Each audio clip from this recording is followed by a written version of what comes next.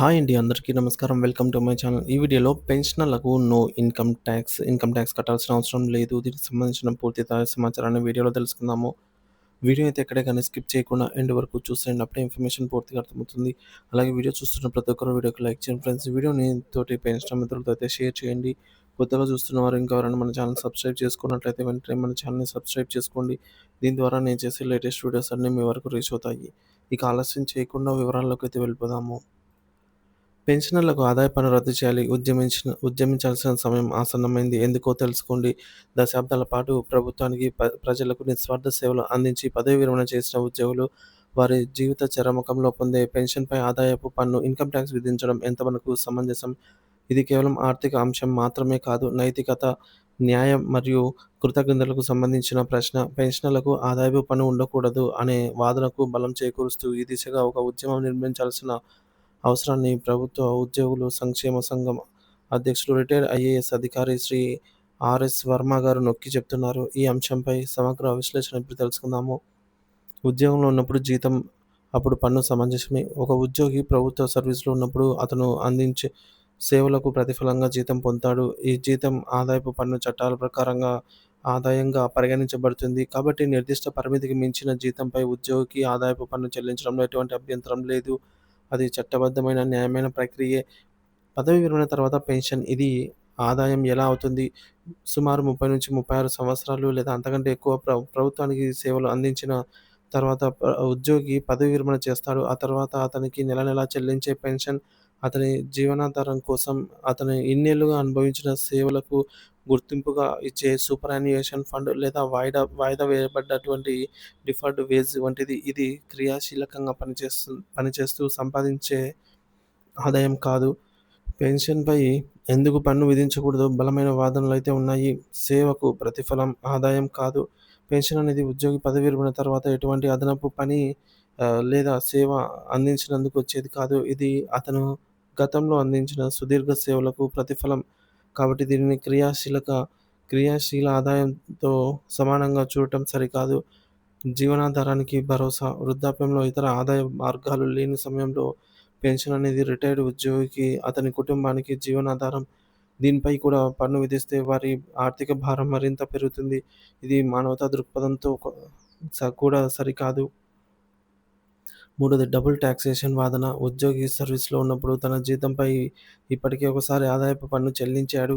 ఇప్పుడు అదే సర్వీస్ ఆధారంగా వచ్చే పెన్షన్‌పై మరోసారి పన్ను విధించడం అనేది ఒక రకంగా డబుల్ టాక్సేషన్ కిందకే వస్తుందని కొందరు వాదిస్తున్నారు. సో, ఈ వాయిదా వేయబడ్డ వేతనం. కొందరు ఆర్థిక నిపుణుల ప్రకారంగా పెన్షన్ అనేది ఉద్యోగి సర్వీస్‌లో ఉన్నప్పుడు అతనికి పూర్తిగా చెల్లించకుండా కొంత భాగాన్ని వాయిదా వేసి పదవి విరమణ తర్వాత చెల్లించే వేతనమే. అలాంటప్పుడు ఆ వాయిదా వేసిన మొత్తంపై కూడా పన్ను విధించడం ఎంతవరకు సమంజసం? ఉద్యోగి తన మూల వేతనంలో నుంచి కొంత మొత్తాన్ని ప్రతి నెలా పొదుపు చేసుకుంటే ఆ కూడబెట్టిన మొత్తంపై మళ్ళీ పన్ను ఎందుకు? ఉత్పాదకత లేని దశ. పదవీ విరమణ తర్వాత ఉద్యోగి ఆర్థిక వ్యవస్థలో క్రియాశీలక ఉత్పాదక కార్యకలాపాలలో పాల్గొనడు. అతని పెన్షన్ అనేది ఆర్థిక వ్యవస్థకు అదనపు విలువ, అడిషనల్ వాల్యూ సృష్టించేది కాదు. ఇది కేవలం జీవన వ్యయానికి సంబంధించినది. బదిలీ చెల్లింపు లాంటిది, ట్రాన్స్‌ఫర్ పేమెంట్. ఇక ప్రశ్నించాల్సిన అంశాలు. ప్రభుత్వానికి చేరాల్సిన గొంతుక. ఎమ్మెల్యేలు, ఎంపీలు పెన్షనల్ పె వారికి వారి పెన్షన్‌లపై టాక్సేబుల్ కానప్పుడు ప్రభుత్వ ఉద్యోగుల పెన్షన్‌లు ఎందుకు టాక్సేబుల్ అవ్వాలి? ప్రజా ప్రతినిధులకు అనగా ఎమ్మెల్యేలు, ఎంపీలు వారి పదవీ కాలం ముగిసిన తర్వాత వచ్చే పెన్షన్‌ల ఆదాయం పన్ను పరిధిలోకి రాదు. సో, వారి ఆదాయం పన్ను పరిధిలోకి రానప్పుడు అని ఒక వాదన ఉంది. సో, ఒకవేళ అది నిజమైతే దశాబ్దాల పాటు సేవ చేసిన ప్రభుత్వ ఉద్యోగుల పెన్షన్‌లపై పన్ను విధించడంలో వివక్ష ఎందుకు? ఈ ప్రశ్న ప్రభుత్వానికి, పౌర సరఫరాల సమాజానికి చేరాలి. పెన్షన్ అనేది ప్రాథమిక హక్కు. గతంలో సుప్రీంకోర్టు డీఎస్ నకారా గారి కేసు చారిత్రాత్మక తీర్పుతో పెన్షన్ అనేది ప్రభుత్వ దయ కాదు, అది ఉద్యోగి ప్రాథమిక హక్కు అని స్పష్టం చేసింది. అలాంటి హక్కు ద్వారా లభించే జీవనాధారంపై పన్ను భారం మోపడం ఆ హక్కు స్ఫూర్తికి విఘాతం కలిగించదా? అనైతే ప్రశ్నిస్తున్నారు. ఇక చూసుకున్నట్లయితే చేయాల్సిందేంటి? సో, గొంతు విప్పాలి. పెన్షనర్లు, వారి కుటుంబ సభ్యులు, ఉద్యోగ సంఘాలు ఈ విషయం పైన తమ గొంతు విప్పాలి. ప్రభుత్వానికి, ప్రజాప్రతినిధులకు వినతి పత్రాలు సమర్పించాలి. ఈ అంశంపై అవగాహన కల్పించాలి. పెన్షన్ పై పన్ను ఎందుకు సరికాదో వివరిస్తూ ఈ అంశాన్ని స్నేహితులు, కుటుంబ సభ్యులు సామాజిక మాధ్యమాల ద్వారా విస్తృతంగా ప్రచారం చేయాలి. పెన్షనర్ల సంఘాలు, పౌర సమాజ సంఘాలు ఈ డిమాండ్‌ను ఒక ఉద్యమ రూపంలో ముందుకు తీసుకెళ్ళాలి. ప్రభుత్వ వి విధాన వ్యతిరేకత నిర్ణేతలపై ఒత్తిడి తేవాలి. అవసరమైతే ఈ విషయంపై న్యాయవాదులను ఆశ్రయించి చట్టపరమైన పోరాటానికి కూడా సిద్ధపడాలి. పెన్షన్ అనేది రిటైర్డ్ ఉద్యోగుల కష్టార్జితం, వారి జీవనాధారం, వారి హక్కు. దానిపై ఆదాయపు పన్ను విధించడం అనేది పునఃపరిశీలించాల్సిన అంశము. శ్రీ ఆర్ఎస్ వర్మ వంటి అనుభవజ్ఞులైన అధికారులు ఈ దిశగా చేస్తున్న పిలుపునకు స్పందించి పెన్షన్లు ఈ విధంగా ఉద్యోగ సంఘాలు, పౌర సమాజం కలిసికట్టుగా కృషి చేసి పెన్షన్ ఆదాయపు పన్ను రద్దు అనే లక్ష్యం సాకారం కాగలదు. ఇది కేవలం ఆర్థిక ఉపశమనం మాత్రమే కాదు, దశాబ్దాల సేవకు ప్రభుత్వం ఇచ్చే నిజమైన గౌరవం కూడా అవుతుంది. సో, కొందరు దీనిపైన కామెంట్ కూడా చేశారండి ఈ విధంగా.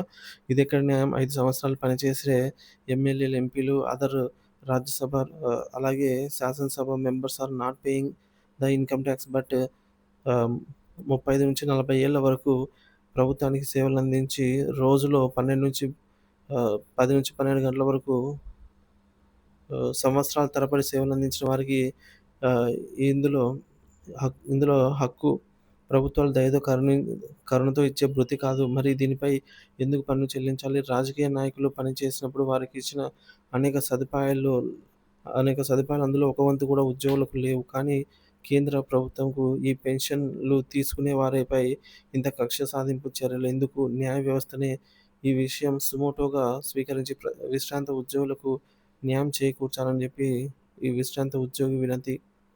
మరొకరు ఈ విధంగా కామెంట్ చేశారండి. సార్, నేను ఐటీఆర్ 1921-22 ఫైల్ చేయలేదు. ఆడిటర్ డిలే చేశారు. సో, నాకు 26,000 రావాల్సింది. నేను ఏం చేయాలి? నాకు డీఆర్ అరియర్స్ ఇవ్వకుండా ఐటీ రికవరీ చేస్తూ ఉన్నారు అని చెప్పేసి అంటున్నారు. ఈ విధంగా నేను 2,00,000 కడుతున్నాను. 2,00,000 పైన కడుతున్నాను. ఎప్పటినుంచో గొంతు ఎత్తుతున్నాం. నో యూజ్ అనైతే అంటున్నారు.